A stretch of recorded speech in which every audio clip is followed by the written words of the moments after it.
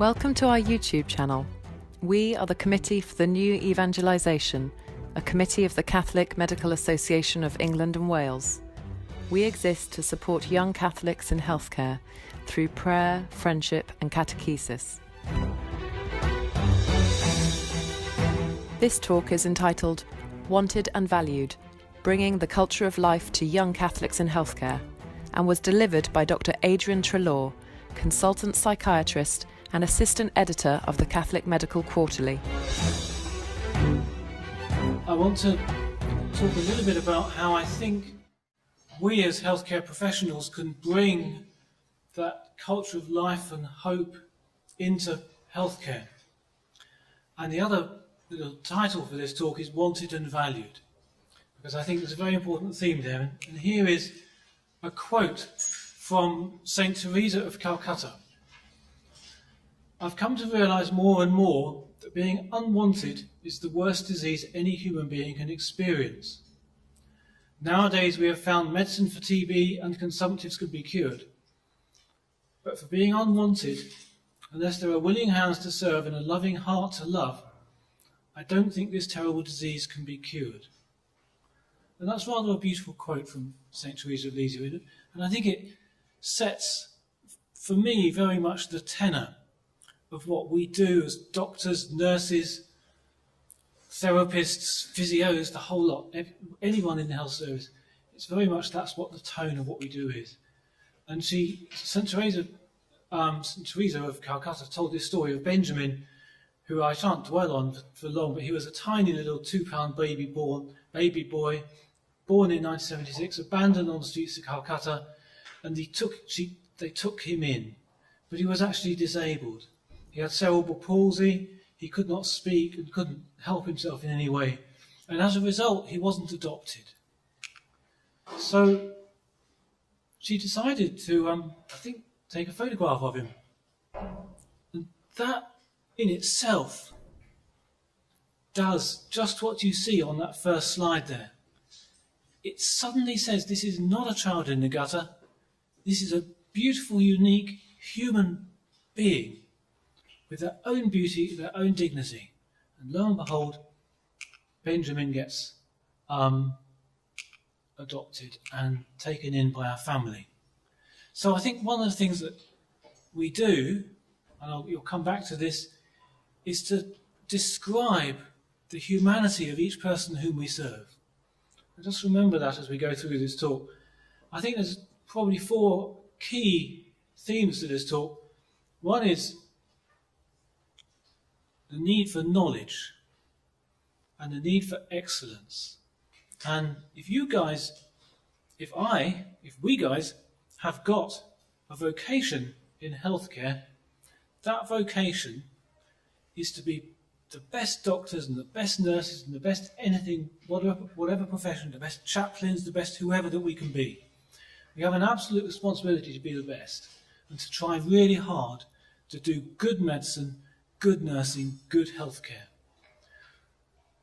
Second theme, compassion. Absolutely essential that we deliver this and do what we do compassionately, kindly, gently. Third theme, humility. Humbly. It's a biblical thing, but we're the servants. He that is first shall be last. We are the servants of the sick. His fourth theme is ask questions. Of course, if anybody wants to ask questions as we go through, please do. But that's not what that means. Asking questions is around how do we best make a point? How do we best make other people think about the humanity of the person? And my suggestion is that it's usually best to ask a question rather than to make a statement. And that's generally far more persuasive. And one of the ways in which I would encourage the junior doctors, the nurses and so on and so forth to be thinking about how they put the arguments for the sick, for the dying and so on and so forth. Ask questions. And remember underneath that the absolute beauty and dignity of each person from conception through to natural death. There's a little bit of history in some of these slides I'm going to fly through. Just to say, once it becomes accepted, suicide, abortion and infanticide can be hugely accepted. They were tremendously accepted in Greek and Roman times. There's a farmer's field there in Buckinghamshire which yielded an ugly secret of dozens and dozens of newborn babies left out to die. And in Roman times, if babies were not wanted, they would be left on a shelf. And you just think how awful. You can't read that, but there's a letter from a Roman soldier in Alexandria to his wife, and says, I hope when everything will be fine. I wish you very best with the childbirth, because I can't be with you, and it'll hopefully be a baby boy. If it's a girl, leave her outside and expose her. And there was an absolutely accepted thing that you would do infanticide for whatever reason, one of which was having the sex of baby that you didn't actually want. And suicide was also very common. The technology of hemlock was remarkable. The Greeks perfected it. They produced their own nice guidance on how to maximize the effectiveness of hemlock to ensure its maximum efficiency and reliability. I think mankind hasn't actually invented clinical quality improvement in this century. It was going on in Greek times. Actually, quality improvement is a fantastic thing. We should all engage in that. I'm not criticising it, but it can be used for the wrong purposes. And in Athens, the authorities would supply hemlock on request to patients who'd given their reasons to the judge, and there were criteria they had which made it a worthy act. I can't quite get this to there. I'm going to have to study to read it in this. When you do a service for others, when it's kind to others to kill yourself, when it's done to avoid doing other unlawful acts, and when there's poverty, chronic disease, or mental illness, that all makes it okay. Sorry, Joe. Right. In Sparta, the enemies of the state were rarely executed, but they negotiated with the Senate, and they would generally ask for hemlock, which was given out of kindness. And Socrates, of course, drank his own poison because he knew what was going to happen. So there's a tremendous vulnerability to pressure. And in Roman, citizens were allowed to kill themselves with the support of doctors and so on and so forth. And medicine becomes very, very, very, very corrupted. And in Romeo and Juliet, we have this quote: "A true apothecary, the drugs are quick, thus with a kiss I die." Doctors can become very, very good at ending life, and it's terrifying to see how much that can happen. Interestingly, in Rome, soldiers were not allowed to commit suicide, and anyone facing trial wasn't allowed to commit suicide, and if you did kill yourself, you would be punished. And you wonder how they did that. Those of you who watched Gladiator, which I found a particularly unpleasant film, to be honest. It wasn't the great. It was a bit gooey. You will remember what happened to the hero's wife and children when he had deserted. So if you committed suicide, especially when you were on service, out on tour, the Romans would do your family out of house and home and kill them off. So there was a real punishment for suicide, which is, they knew how to do it. So they knew that suicide was troublesome, but, and there was suicide by violent methods and poisoning, and physicians become corrupted by that. They become willing to abort babies. They become willing to support the exposure of children. They become willing to kill people. And in the face of all that comes something of great hope. And here you are, the Hippocratic Oath. I will use those dietary regimens which will benefit my patients according to my greatest ability and judgment, and I will do no harm or injustice to them. So there you have, in Greek times, competency-based medicine, folks, because in fact you're testing your own ability, building your competence to provide good, reliable medicine and do no harm. And Hippocrates goes on, I will not give a lethal drug to anyone if I'm asked, nor will I advise such a plan. And similarly, I will not give a woman a pessary to cause an abortion. So there you are. Hippocrates actually just says, I do good medicine, I use my skills, I use my knowledge, I build my skills, I build my knowledge, I don't kill people, and I don't do abortions. And I'll carry my life out in accordance with divine law and my art.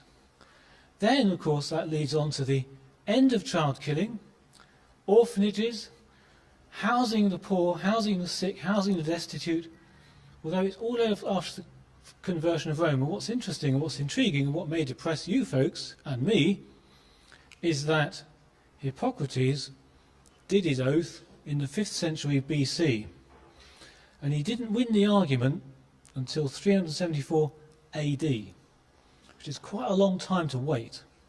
Now we would hope and pray that we'll get there a bit quicker, because we're in a difficult place right now. And one of the reasons today is so important is because we are in a difficult place, and the atrocities keep returning. And there is a picture of a lorry, which, if you translate the German, says Jews and Jesuits can't shoot us. The persecution the Nazis carried out was not only against Jews, it was against a range of different groups, one of which was the church. Where are we now? Well, I thought I'd quickly add in a rant today, because it's more fun to do that. This is a circular that came around from NHS England about the management of hyperkalemia. And for those who are not medics, hyperkalemia is high potassium in the blood. It's also a life-threatening emergency, which, when it goes wrong, causes cardiac arrest because the heart stops beating. And in fact, when you have heart surgery, they inject potassium into your coronary arteries, and that paralyses the heart and stops it for the duration while the surgeons are doing their surgery. Then they take the potassium back out again, and the heart sets off and does beating of its own accord. And they've had some adverse incidents. And here's a couple of extracts from the incident reports. The patient had a raised potassium, which was requiring treatment, and a member of staff apparently said the day team will do it. So in fact it was left. Treatment for hyperkalemia was prescribed and administered at 4:30 in the afternoon. No further review of the patient was undertaken, and no repeat treatment or bloods were done until the patient arrested at 9:30 the following morning. It is a rant, but it's about saying one of the things that we're going to do, most of all, to bring the culture of life to medicine, is to do good medicine. And when, as a doctor, as a nurse, as anybody, we find that basic, necessary, urgent care, or basic, necessary components of a discharge process, enablement, physiotherapy, all these things are not being done, first is we need to make sure they're done ourselves, and we need to make sure that it actually happens, because we should not tolerate poor medicine. So one of the things I wanted to say today, and I'm going to come back to this in a moment, is just about our vocation as doctors and nurses. The way we bring a culture of life to healthcare is to care about every patient, every individual, from conception through to death, and to make sure that we do the best possible medicine that we can. Quick quiz. Who in that picture has got dementia? You've got 10 seconds to think about it, and then I'd like you all to vote. No abstentions, please. This is not a voluntary, it is a forced election. Who thinks he is the one with dementia? One person. Who thinks she has got dementia? That's only about half of you who voted, so we'll just practice that. Who thinks he's got dementia? Who thinks that she has got dementia? Does anyone want to say why they think, if they can tell who's got dementia? Interestingly, today you've actually, more of you have voted for her than him, which is unusual. Generally people vote for him, I'm not quite sure why. Although some very, very wise old ladies once told me, it's obvious, she's got the dementia. And I said, well, how can you tell? And they said, he's got the chip packet. He's in charge. He's caring for her. And he's delivering care for a lady, actually with quite severe dementia, on a cliff top in the southwest of Wales. It's rather a lovely holiday snap, isn't it? And the point there is that you can't tell who's got dementia. And the second point is that, in fact, with dementia, you can live well and you can enjoy yourself and you can be part of your family. So here's Baroness Warnock. Said there was nothing wrong with being people helped to die for the sake of their loved ones or society. And the 84-year-old said that I hope people will soon be licensed to put others down if they can't look after themselves. She went on, if you're demented, you're wasting people's lives and your family's lives. And you're wasting the resources of the NHS. I mean, it's extreme stuff.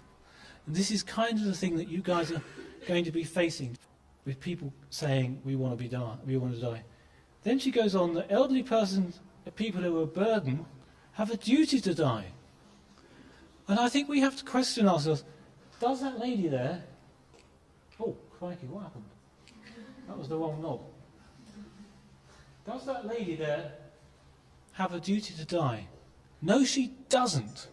We have a duty to care, to love and to cherish that person's life. And the question next is, whose life is it anyway? Who's in control? Well, actually, we just said he's in control because he's got the chip packet. When a person is dying in bed, who has the power? Is it the patient? Do we do patient choice? The doctor is actually very powerful. Is it the son whose business is struggling? Is it the frail and the weak person in the bed? Socrates, as I said, took the hemlock without a fight because he knew he wouldn't win the fight. Does the man who walks to the gallows commit suicide? Did the martyrs who were hanged at Tyburn commit suicide? No, of course they didn't. They were executed. So actually, the point is, the person in the bed is very, very vulnerable.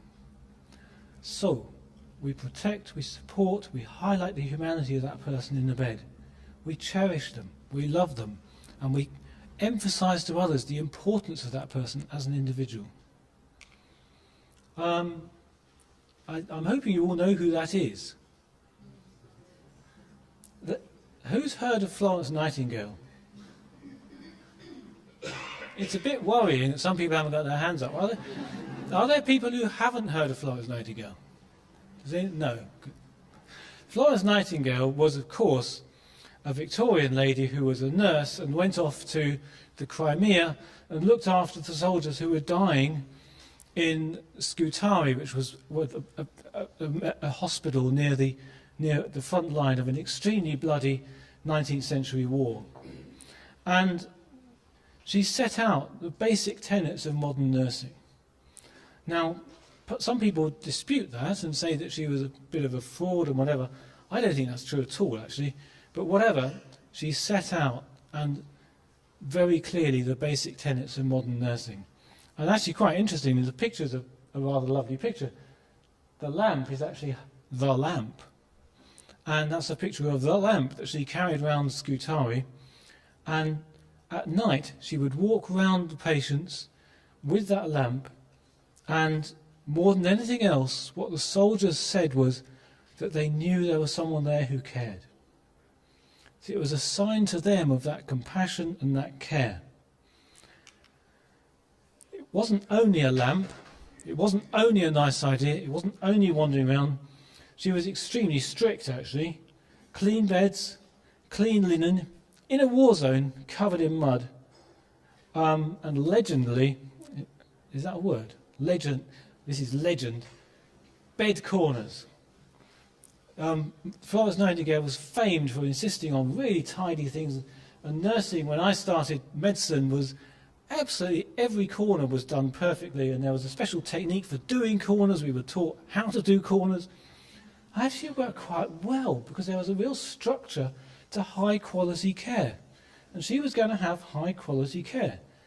Good dressings, cleanliness, technical excellence, compassion, and the ability to do things different. So Florence Nightingale wasn't just a lamp, she was much, much more than that. And as a quick aside, in European countries, nurses are generally called, in France it's infirmière, in Italy it's something very similar, I can't remember. But the point is, these are people who do the technology and the support of infirm people.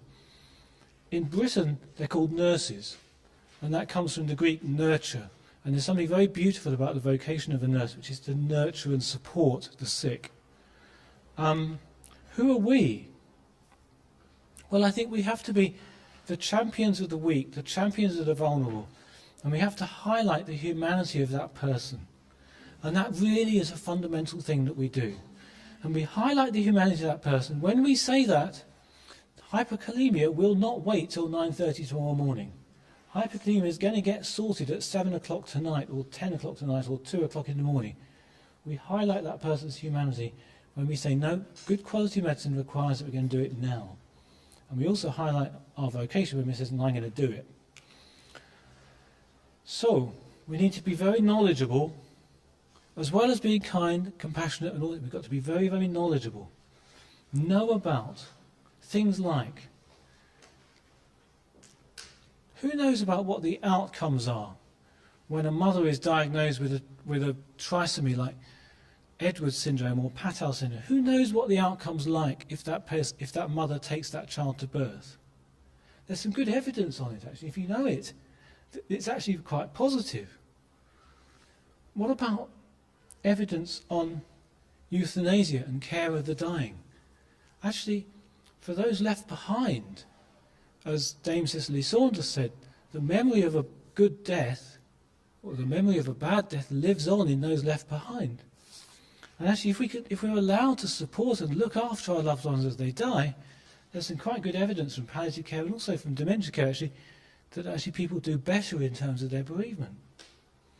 Know a lot about the withdrawal of treatment, when it's appropriate to do so, when it would be inappropriate to do so.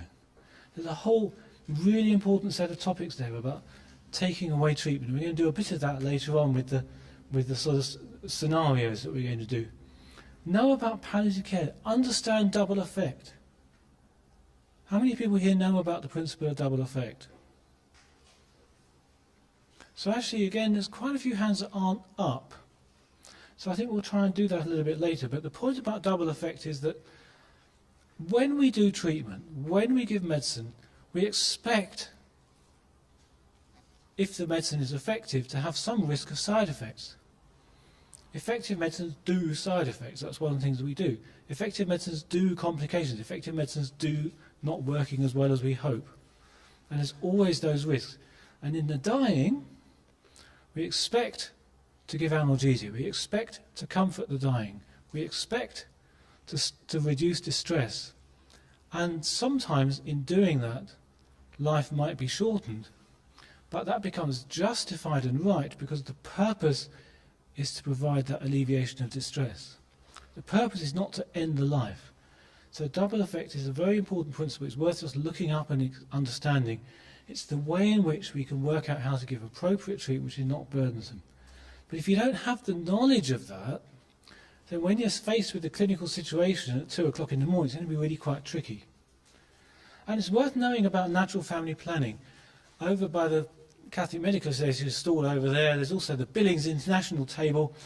And natural family planning is actually really, really worth having some knowledge of. Although not only about the way in which it works and the fact that it works and the fact that it can be very reliable, etc., etc. It's also worth knowing natural family planning is associated with a low divorce rate. Natural family planning is associated with couples who feel they communicate more strongly and better than couples who don't use natural family planning. It's associated with couples who are more satisfied with their life together. And so on and so forth. So it's associated with a whole set of good outcomes. And not only that, there's a bit of evidence at least which suggests that natural family planning isn't just something that couples who are doing well and getting on well together anyway use, but in fact it helps to build that communication, it helps to build and deepen that relationship. So actually it's worth knowing about those kind of things, and I'd counsel you and suggest that the more we know about those positive things, the more we can bring those positive messages to our workplace. And also know about the really quite strong evidence, actually, that Humanae Vitae does support stable marriage, stable relationships in which children grow up in a stable family. All those positive outcomes. Lots of resources, just to mention the Catholic Medical Quarterly, produced every 4 times a year.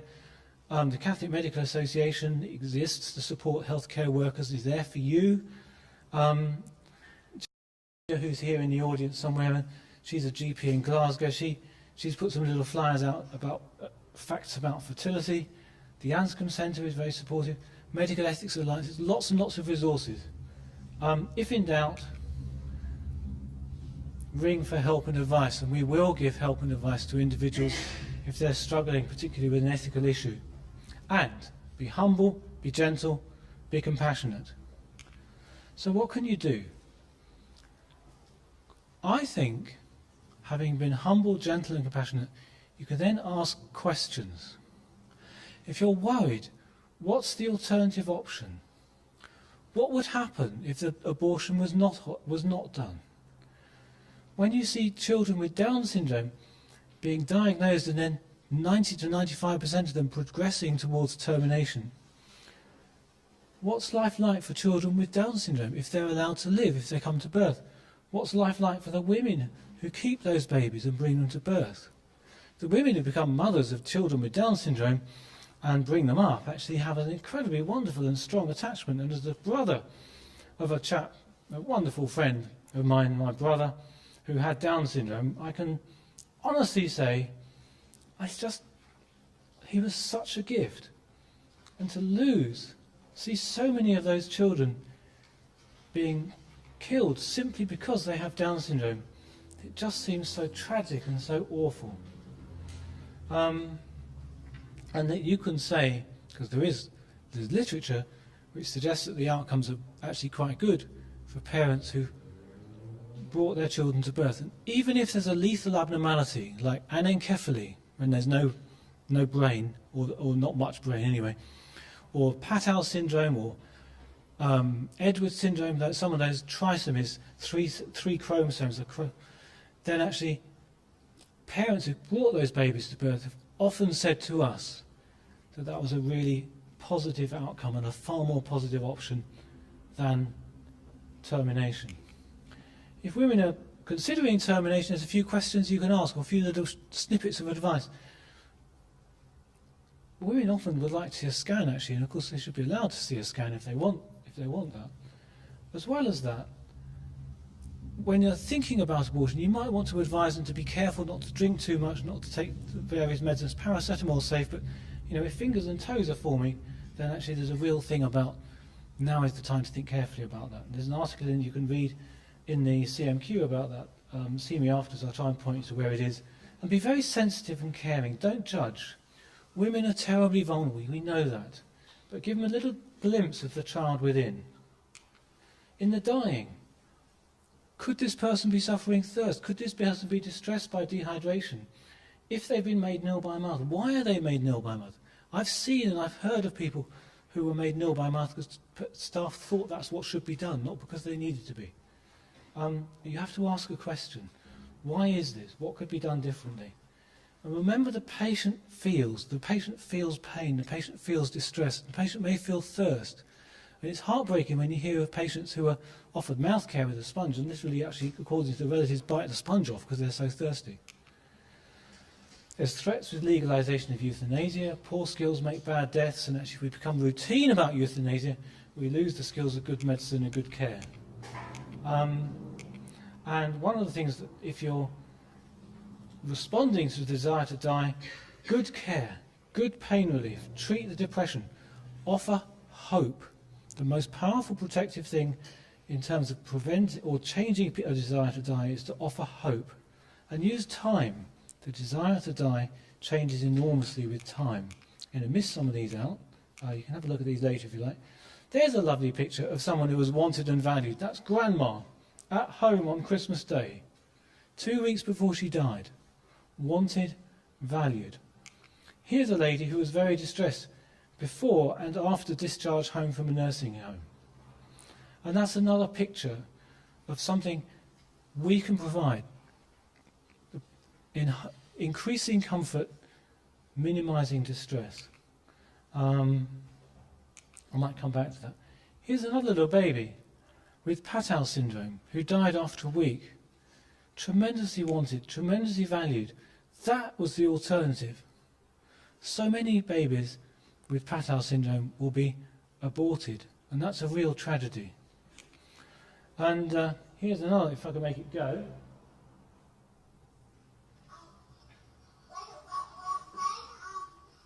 Can you hear?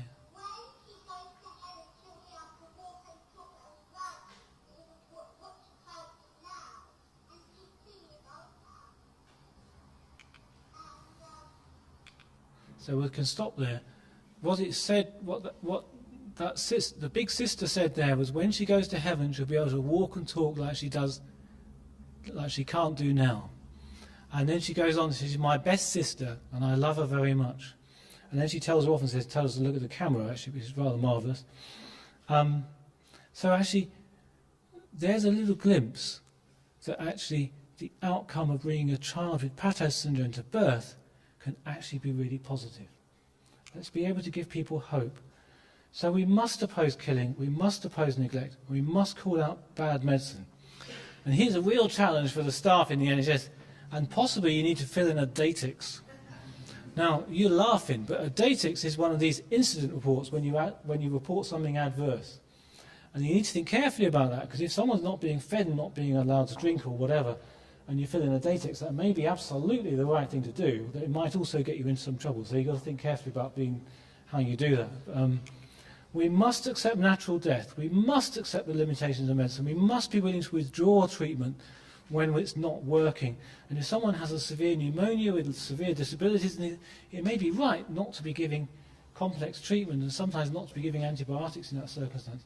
We must promote good medicine, and that limitation of care is good medicine.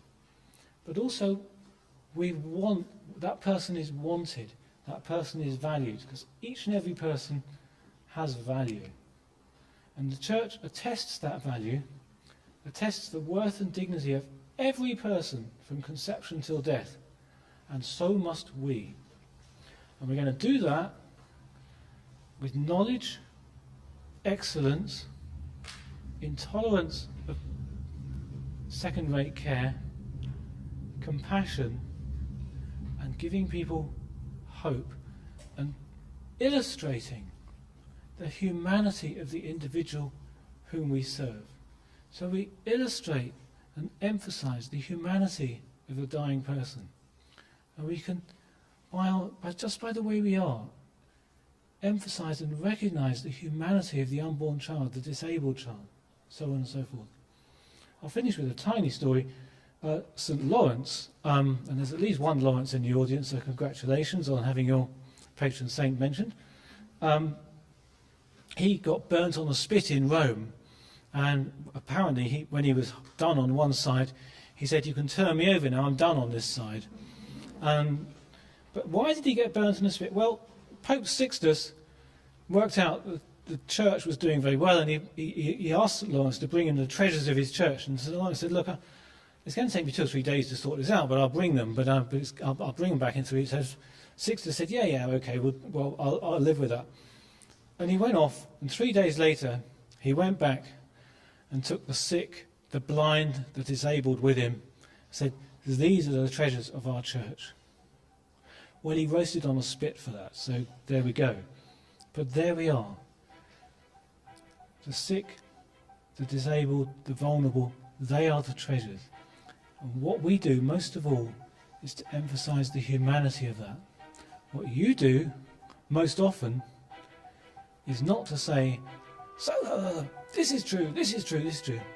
What works better, I would suggest, is generally to ask a question.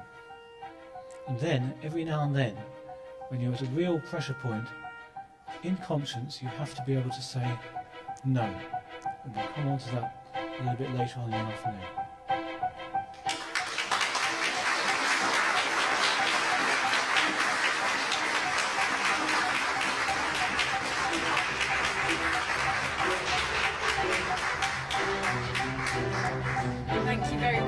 slogan, and I particularly like the 6-point plan to help us become more knowledgeable in protecting the vulnerable.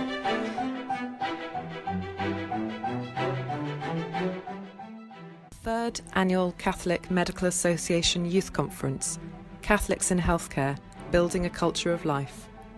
The conference was held at St Aloysius Church in Euston, London, on Saturday the 29th of September 2018.